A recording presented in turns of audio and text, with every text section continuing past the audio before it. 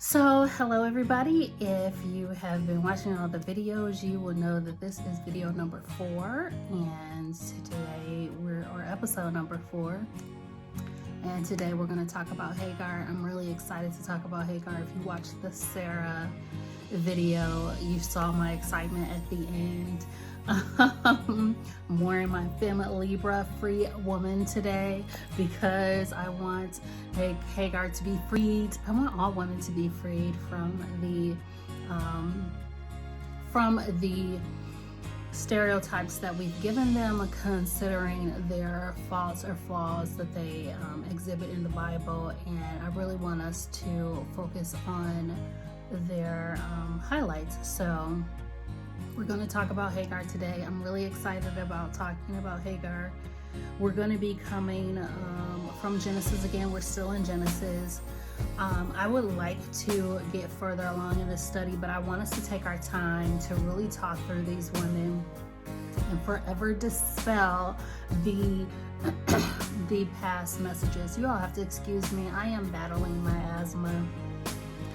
It's the season. I live in Ohio, where the seasons change rapidly from day to day. Yesterday it was like 70 and today there's snow on the ground. So my asthma is bothering me. So if you see me coughing or clearing my throat, I have very little voice left, but I really wanted to get these videos done and bring them to you. So today we're going to talk about, so Hagar's name means immigrant, fugitive. Again, Hagar's name means immigrant or fugitive.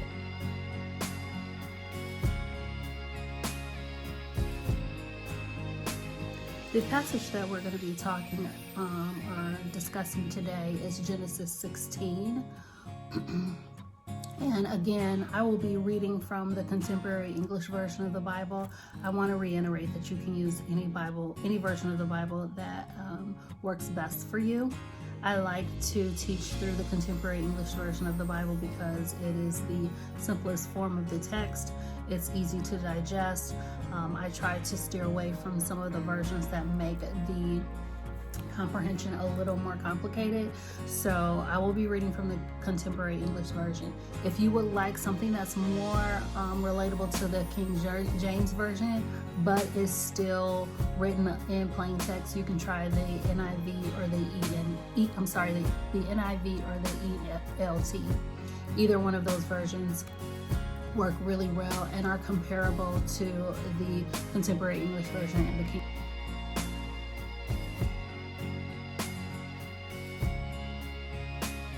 We'll be reading from Genesis 16. And again, we're talking about Hagar. If you don't really know the story of Hagar, if you're not familiar with Hagar, Hagar is the slave girl that is given to Abraham when Abraham and Sarah leave Egypt. They are blessed by the Pharaoh, even though they lied to him and told him that Sarah was Abraham's sister. Abraham did that to protect himself, not necessarily to protect Sarah. We discussed that during the Sarah video portions. So today we're going to talk about Hagar, and I just wanted to give you a little backstory of Hagar. Hagar is very young, and we have to remember that their lifespan is not the same as ours, so their consideration of young is different from ours. So I want you to remember that she's young. In a sense that she is much younger than Abraham when all of this takes place. Her age is such a contributing factor to the story, because when we think about the human qualities of Hagar and some of her actions, we want to think about how old she was in relation to how we would have reacted in our stage of life. So let's go ahead and read the scripture again. We're in Genesis 16. So Abram's wife Sarah had not been able to have any children, but she owned a young Egyptian slave woman named Hagar. And Sarah said to Abram, "The Lord has not given me any children. Sleep with my slave, and if she has a child, it will be mine." Abram agreed. I want you to remember that. Abram agreed.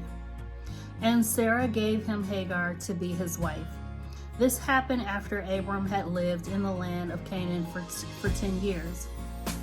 Later, when Hagar knew she was going to have a baby, she became proud and was hateful towards Sarah. So I'm going to stop there before we move on, because I want to talk about some cultural things that are happening. This is a time period in which women are valued, or their value is determined by them giving birth. If you could not give birth, then you weren't worth anything to anyone or any man. And if a man put you away, or put you out, there was nowhere for you. So again, there was nowhere for you to go to get a job. So if you could not have any children and your husband put you out, you were immediately homeless and jobless. So consider that in today's modern times, to be immediately homeless and jobless with no resources and no place to go for help. There's no shelters. There are no programs. We have the luxury of having so many government programs, so many shelters, so many charities, and we have the freedom to go and get a job if we need one as women today. So I really want you to think about this time period and what's happening culturally with regards to these men and women. So I say all that because Sarah is desperate to have a baby to, one, fulfill God's promise that was given to them before they moved all the way to Egypt from their homeland. And she's also trying to solidify herself as a wife in her home because she has no children, and she definitely has to prove her value to Abraham, who is Abram at this time. So I really want you to think about that when considering everything that's happening. So in her desperation, she goes to her husband and asks her husband to sleep with Hagar. Now, I did a lot of research to figure out more about Hagar. Now, Hagar is Egyptian. She is of a different culture, a different belief system. So this is like, I don't know, I think about a lot of times, we have a program at my church where we go and volunteer at a place where there are a lot of refugees, country with no education, or they have no means of adjusting to the American culture. And so this is Hagar. She is an immigrant in a new culture, a Christian culture, a culture of belief. And so what she's been living is different than what Abraham and Sarah has been living. So she is, she is in a completely different situation. It's like moving to America from a different country. It's like moving from a different culture to America. In my international travels, I'm always trying to be respectful of the culture that I'm experiencing, because you never know, and you want to be respectful. So this is a different experience for Hagar. Also, an assumption that she is mistreated by Abraham and Sarah for quite some time. So not only has she been taken from her homeland at such a young age, she's put to work, because that's what she's definitely given a job. Her job is a slave, so she's to do whatever her master tells her to do. Sarah is her direct master, and then in this cultural time, Abraham would be their master. So she doesn't have many choices, and I just can't imagine being a young woman not having many choices today. So during this time, she had no choices. She had to go and work with Abraham. She was treated as property. So she was given to Abraham and Sarah. And think about her emotional state, being a young girl, to be plucked from her home and having to go live with two people who are mistreating you and live differently. It also makes me think about foster kids and how foster kids are sometimes in foster homes where they aren't treated well. I worked in the foster care system for quite some time, and it was very disheartening to find out when foster children were being mistreated, because they had already come from such a difficult situation, and then to be put into a home where they were mistreated and they were hoping just for love. So all of those things come to mind when I'm reading about Hagar and thinking about Hagar. I have much compassion for her. I also think about the parallel between her and Sarah. Even though they're fighting during this time, and we'll get to that, I'll read some more about their fight. Actually, let's go to that now. We're picking up in Genesis 16:4. We've read through 16:1 through 3. I'm going to pick up at Genesis 16:4. Later, when Hagar knew she was going to have a baby, she became proud and was hateful towards Sarah. Then Sarah said to Abram, "It's all your fault. I gave you my slave woman, but she has been hateful to me ever since she found out she was pregnant. You have done me wrong, and you will have to answer to the Lord for this." Abram said, "All right, she's your slave, and you can do whatever you want with her." But Sarah began treating Hagar so harshly that she finally ran away. Let's stop there. It's so crazy that these two women are at odds. One, Sarah's mad because her plan is not working the way she thought it was going to work. Isn't that how we do though? God gives us a promise. We take it into our own hands, and then we're mad when it doesn't work out the way God promised it was going to work out, when we're the one manipulating the situation. So this is Sarah in this situation. And then Hagar has become very proud because she conceived. Now, she gets a little bit of a bad rap here in the story. Everybody's like, oh, her arrogance, her pride. I get it. But when you think about where she came from, it was the one little small thing that she could be proud of. She was able to conceive, which was a huge deal culturally then. Again, as I stated earlier in the video, a woman's value was determined by the fact that she could give birth or not. And here, she's like, I'm a slave, but at least I can give birth. Like, how can we really be mad at her?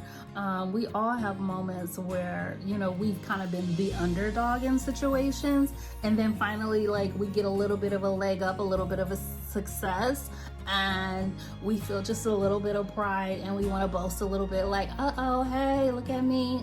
I think they call it the glow up now. So Hagar got her glow up through the pregnancy, and she was feeling herself a little bit. So I can't really be mad at her considering the circumstances. I do want to recognize that pride is a spiritual challenge, and that we definitely need to check our pride when we're struggling with it. But I also want to recognize the human side of it and how we all experience those moments, especially so we can gain an awareness and address it before it hits us. So it's a little sad to me that these two women are at odds. One of the reasons I feel so strongly about this story is because I feel like today we as women, we're still at odds for so many reasons. We're still clawing at each other and not lifting each other up and bringing each other together. It's one of my biggest pet peeves.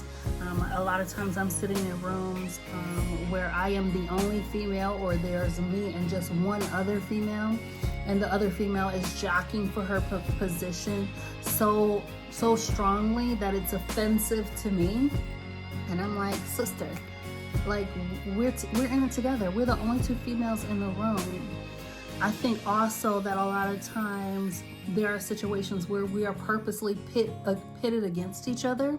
So we'll cancel each other out, and then they don't have to entertain us as the powerful entity that we are. So I really want us to think about that, especially when discussing Hagar and Sarah. But I just wanted to address those two things there.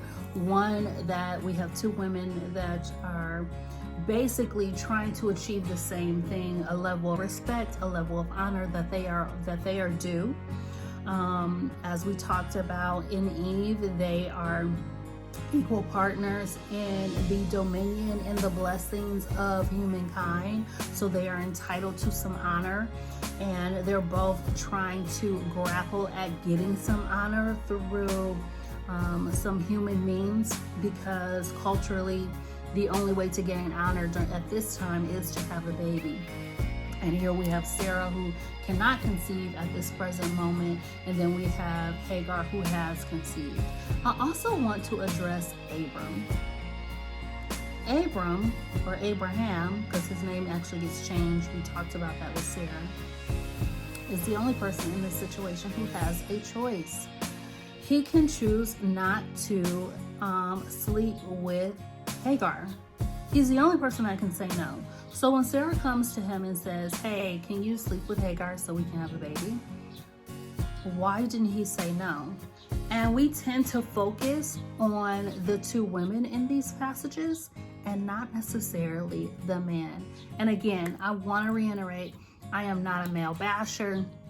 I am not this radical feminist. There are actually feminist views that I actually don't agree with. There are ones that I do agree with.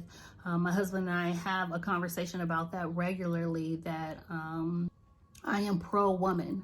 I want women to have the ability to be respected and to be honored.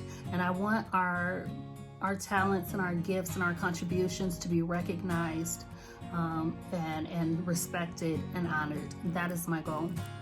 So, but I do want to point out some of the behaviors of the men in these particular passages, because we tend to gloss over them, and then we tend to highlight the women who are doing things wrong, or may have made a mistake, or made a bad judgment, or made bad choices. So I really wanted to just talk about that a little bit, and then we can move on. We left off at Genesis 16, verse 6, where Hagar has now run away because Sarah is mistreating her. We're going to start in 7. So Hagar stopped to rest at a spring in the desert on the road to Shur. While she was there, the angel of the Lord came to her and asked, Hagar, where have you come from and where are you going? She answered, I'm running away from Sarah, my owner. Her owner. Think about that. Another woman owning another woman.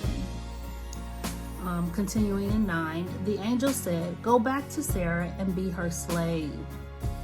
I will give you a son who will be called Ishmael, because I have heard your cry for help. And later I will give you so many descendants that one will be able to count them all. But your son will live far from his relatives. He will be like a wild donkey, fighting everyone, and everyone fighting him. Hagar thought, have I really seen God and lived to tell about it? So from then on, she called him the God who sees me. That's why people called the well between Kadesh and Bered the well of the living one who sees me.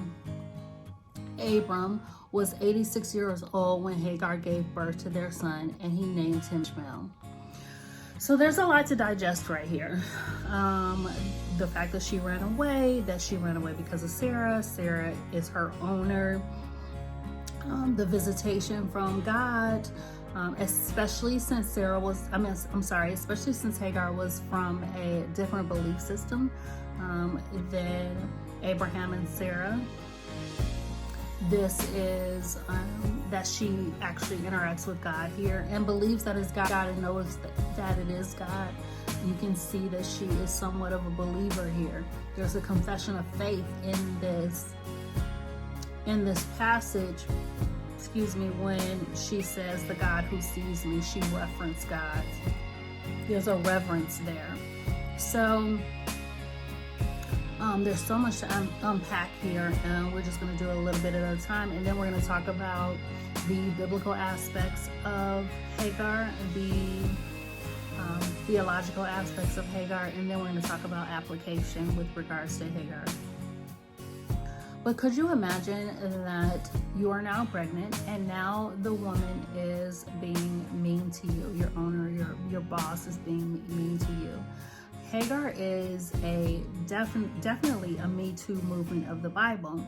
Her boss, she is forced to sleep with her boss to maintain her job as a slave, to maintain her room and board, as she has no choice in the matter. And now she's done it, And now the master, the boss, is being mean to her. This story is insane. Can you just take a moment and think about Hagar as a human being, what that experience would feel like? And maybe you yourself have been in a situation where the person in authority over you has not been nice, has not been kind, has mistreated you, and you still have to stay there. And then you pray about it, and God says, continue to stay there, but I'm going to bless you. There's so much to digest here. But the good thing of the story is that despite her struggle, despite what she had been through, God decided to bless her. To bless her son. So she went back. She endured the time with Sarah and Abraham and gave birth to Ishmael. And another nation is birthed from her. So here we see a little bit of God's character with regards to this entanglement of Sarah, Hagar, and Abraham, because he keeps his promise to Sarah and Abraham, even though Sarah and Abraham are wavering in their faith through the journey. They're making decisions that are not aligning with God's promise. They're taking matters into their own hands. They're using fleshly solutions to godly spiritual problems. Hagar is doing the same with regards to becoming prideful and rude towards her master, rude towards her boss.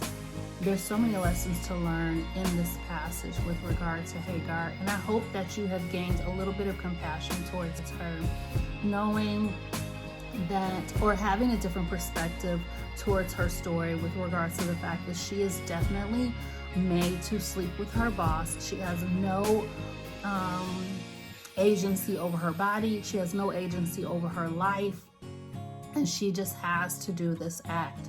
And she's trying her best to deal with it in the best way she can. So for her to have a moment of pride, to me, is definitely forgivable, and not an act that is so horrible that that's all she should be remembered for. I hope that you've gained some compassion for her today with regards to who Hagar is and what she endured.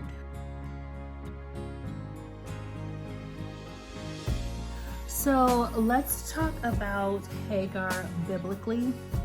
And again, just to refresh your minds about the definition of these terms, who she is biblically would be her position in existence, her physical relevance, and her relevance to God's plan.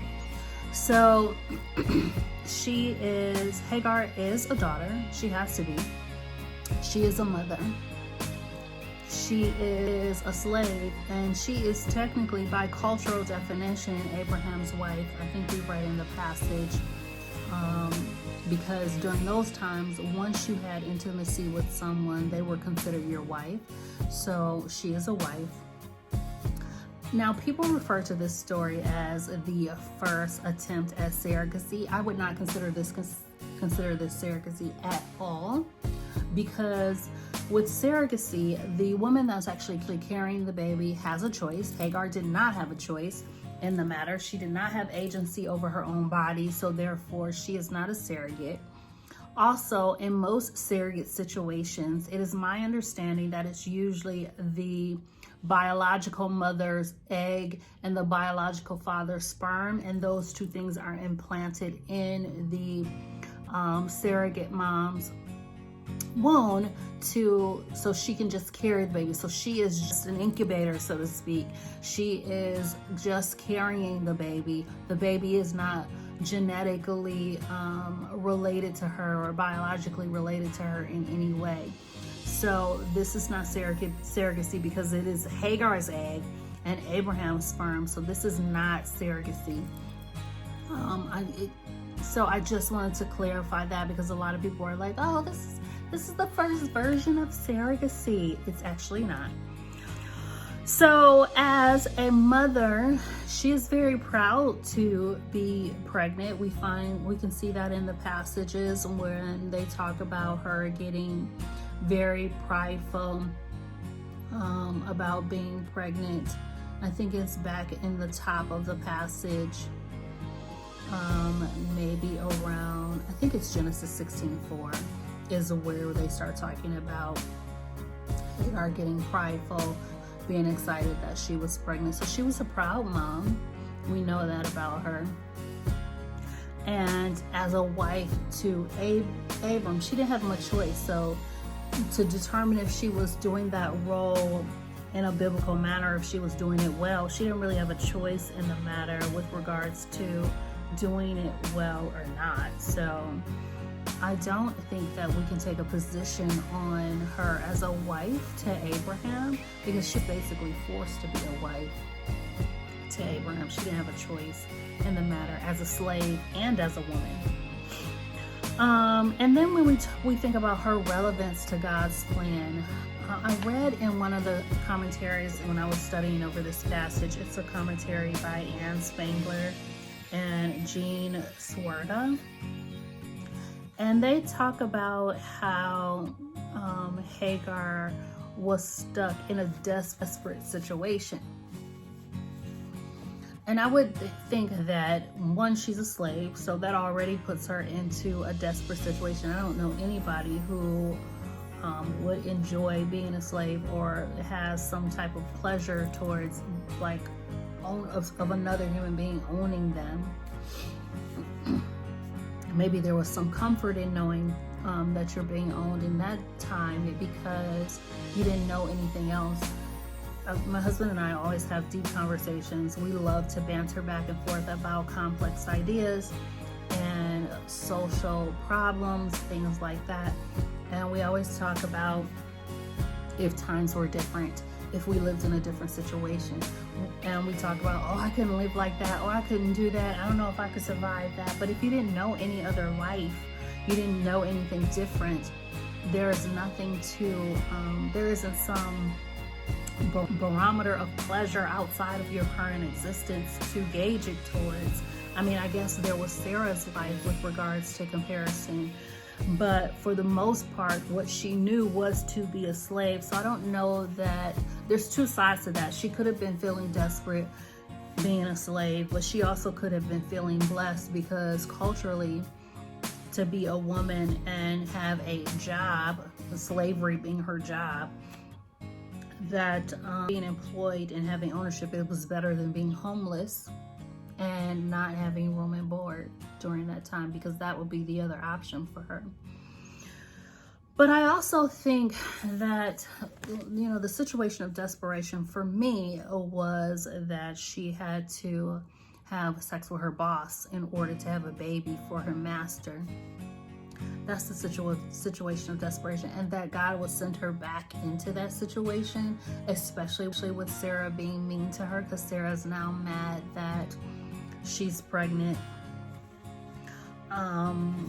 That would be a situation of desperation. So I think according to, you know, for God's plan, well, Sarah, I want to say this with a caveat. Many people say, you hear people say all the time that God doesn't change his mind. And I want to clarify, God does not change his character, but he does change his mind. His original plan was that the baby would come from Abraham and Sarah. Hagar was Sarah's plan. I also want to recognize that God blessed both of them. Blessed everybody in the situation. That's where God's grace and mercy comes into play. We talked about that with Sarah. We talked about God's grace and mercy, and that the essential components of God's grace and mercy. So we get to see God's grace and mercy through Hagar's existence and through Ishmael's birth, because God still blesses the acts of Hagar, Sarah, and Abraham. So with regards to her biblical events, she's definitely relevant to God's plan of grace and mercy, God's plan of our obedience. I mean, because Hagar did go back and she did stay with Sarah and Abraham until Ishmael was born. So there's a level of obedience with regards to God's plan. And there's just so many biblical principles that we can gain from Hagar's. Now let's talk about Hagar's theological relevance. Again, it's another story of faith, because when Hagar runs away, she has an experience with God. We see it down in Genesis 16, starts at verse 6. At the tail end of 6, she runs away. And then in 8, the Lord comes to her and says, "Where are you going?" She says to the Lord, "I'm running away from my owner." And then the angel said, "Go back to Sarah and be her slave." And I just really want you to think about, are there circumstances or situations where God makes you return to and endure that situation? Because I think the Lord was teaching Hagar a moment of humility, because she had become prideful with regards to conceiving with Abraham. And I also think about God sometimes putting us in a position of long suffering. We talked about the fruits of the Spirit with Sarah a little bit, and long suffering being one of them. Hagar is experiencing long suffering here with having to return back to a situation with Abraham and Sarah where they're mistreating her. So I think about long suffering. I think about faith, having the faith to know that God is going to fulfill the promise. And she hasn't even had Ishmael yet. She is still pregnant at this time, where he is giving her the promise of blessings towards her descendants. So there is definitely theological relevance with regards to humility, long suffering, and faithfulness, believing and trusting God to fulfill his promise, even when you don't see any evidence of that, especially when circumstances around you communicate something different. So her spiritual relevance is that it's a lesson of humility, definitely, by sending her back to a horrible situation. And it's also a example of long suffering, God requiring us to have long suffering with regards to our situation. Long suffering is a pruning to draw us closer to God and more faithful to him. I think God was helping Hagar build her relationship with him during this time, and this was the start of that. So those are her theological relevance towards her theological relevance in the Bible. Now, her moral aptitude was, I don't know that we can gauge what it was, because she was of a different culture. The Egyptians didn't practice the same culture as Abraham and Sarah, which is one of the reasons why Abraham asked Sarah to lie, because he knew that there were cultural differences. So I think that her moral aptitude is different than what we would suspect or expect from a Christian person, a believer.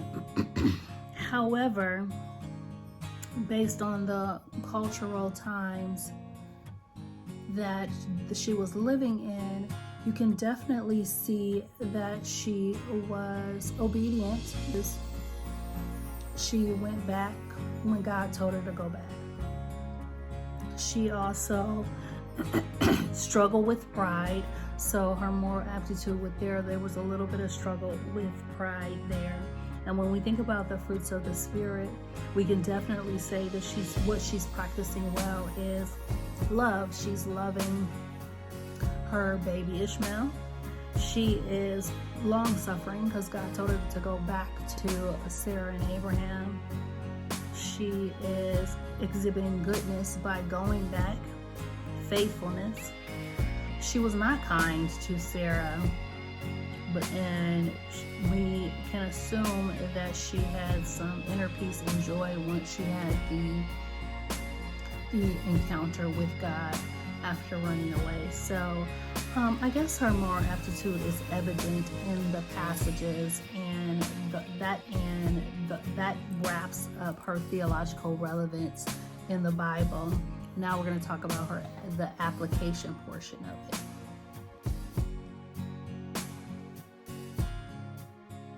Application portion of Hagar, and what we're going to pray through with regards to Hagar. Again, I want to go back to, as we did with Sarah, to pray through the fruits of the Spirit, which is in Galatians 5, 22 through 26. I want you to pray through those verses and think about the fruits of the Spirit that Hagar had, the ones she was challenged with, and then personally think about yours, which ones you're challenged with and which ones you're doing well. I also want you to pray through forgiveness. I want you to pray about the spirit of pride. A lot of times when we hear Adam and Eve taught, people express that the reason that she pulled the fruit and wanted to eat it was pride, that the root of it was pride. And pride can creep up on you. I think in this situation, Hagar, the pride may have crept up on her. She was, getting excited, feeling herself a little bit, thinking about, oh, I'm pregnant, you're not pregnant. So we can think about that and pray through our personal struggles with pride. I know sometimes I don't think I'm being prideful and it'll creep up on me, and sometimes my husband may bring it to my attention, or sometimes the Lord will just reveal it to me, like, hey, Tisha, like, I remember I was working a job one time, and my direct supervisor had asked me to do a task, and I was like, oh my gosh, I can do this so much better. And she gave me specific instructions how to follow it, details, and it wasn't in a way that I felt micromanaged. She was just literally telling me what she wanted out of the project, and I took it upon myself to revise what she gave me. And I did the project my way, and she hated it. She really did. And she was very kind about it, and she pulled me aside and she was like, what made you redo or revise what I gave you? And then I revised it and didn't even bring it back to her like, hey, these are some thoughts I had about it. We should do it this way. I literally took it upon myself and was like, this is the better way. Now, that's not what I was thinking to myself when it was happening. I really had convinced myself that I was helping her, but I wasn't. I was being disobedient. I was not submitting to the authority that God had placed over me. And I was being prideful that my way was the better way. So I think sometimes we need to think about how pride can just creep up on us. It's a very quiet sin. People, I think, imagine it as this loud, boisterous thing. And it doesn't always have to be that way. It can be very quiet, and you can be very unaware that it's happening. And it can start in the most minute way. And then you find yourself in a tailspin of prideful acts that evolve into something more boisterous and more loud and more obvious. So I really want us to be, with regards to application, praying through the challenge of pride. A lot of these stories probably will end with the fruits of the Spirit. I'm really heavy on the fruits of the Spirit. I feel like the fruits of the Spirit are essential to us as Christians, as believers. And if we just need like the cliff notes of Christianity, that passage is it. If you have a confession of faith, you believe in Christ, you've surrendered your heart to Him, and you are walking or carrying the fruits of the Spirit, you can best believe that most likely you are aligning with what God wants for you in your life. So it's a nice little cliff notes to Christianity and practicing Christianity. So a lot of the studies will probably end there with regards to the application portion of it. It'll either be the virtues of the Proverbs 31 woman or the fruits of the Spirit, and both of those actually align with one another. I'll probably do a video about that as well. But I hope that you have enjoyed this discussion on Hagar. I will post the passages. I will post the definition of her name. I will also post probably some references, because people have been asking me about what references I use, commentaries, things like that, that you can dive further and learn more about her, because her portion in the Bible is so small. It's sometimes nice to have some complementary resources to draw from on a lot of these women. So I'll post that, and I will post the discussion questions. So thank you so much for tuning in again. The next episode is coming soon.